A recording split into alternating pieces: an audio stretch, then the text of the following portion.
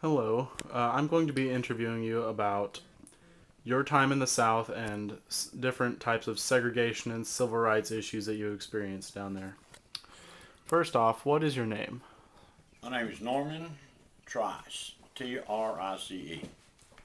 Okay, and you did live in Louisiana during the segregation and civil rights period, correct?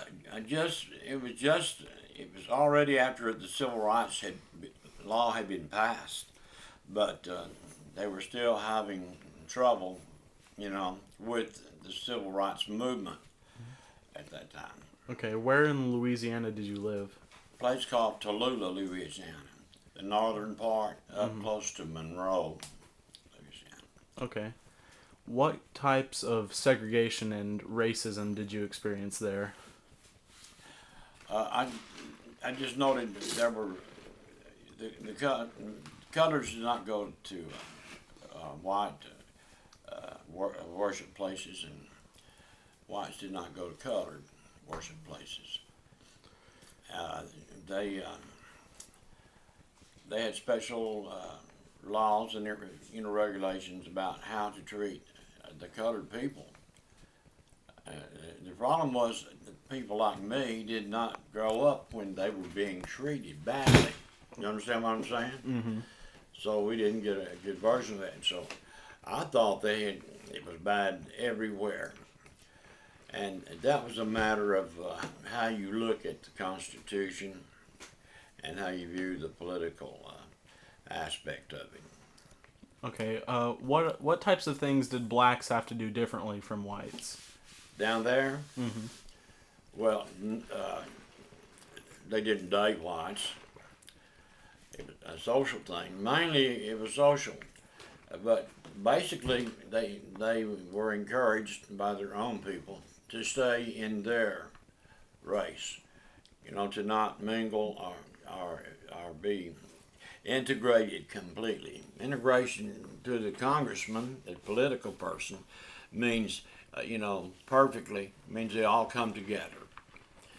Uh, Now they did have laws in Texas as well as Louisiana about uh, uh, busing the kids to school. You know what I'm saying? Mm-hmm.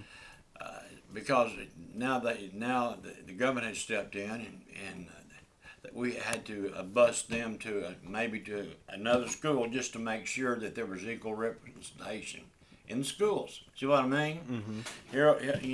Here you have a bunch of whites, and here's a place, a region where blacks live, and they were forced in many instances to carry some of the blacks over to their school, or some of the whites, and some of the blacks over to the white school, or some of the whites over to the black school, to make it equal.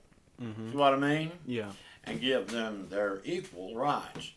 And Okay. that was one example. The church example was the best I had. Plus, there were still old aspects of the Ku Klux Klan and the problems with law enforcement because the blacks were afraid. I mean, there were whites there who would threaten. You know what I mean? Mm-hmm. And there were there were blacks there who would march.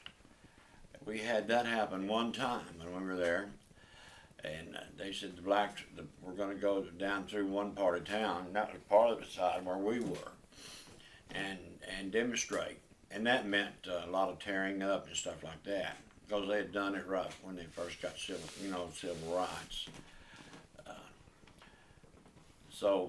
that's the struggle I saw.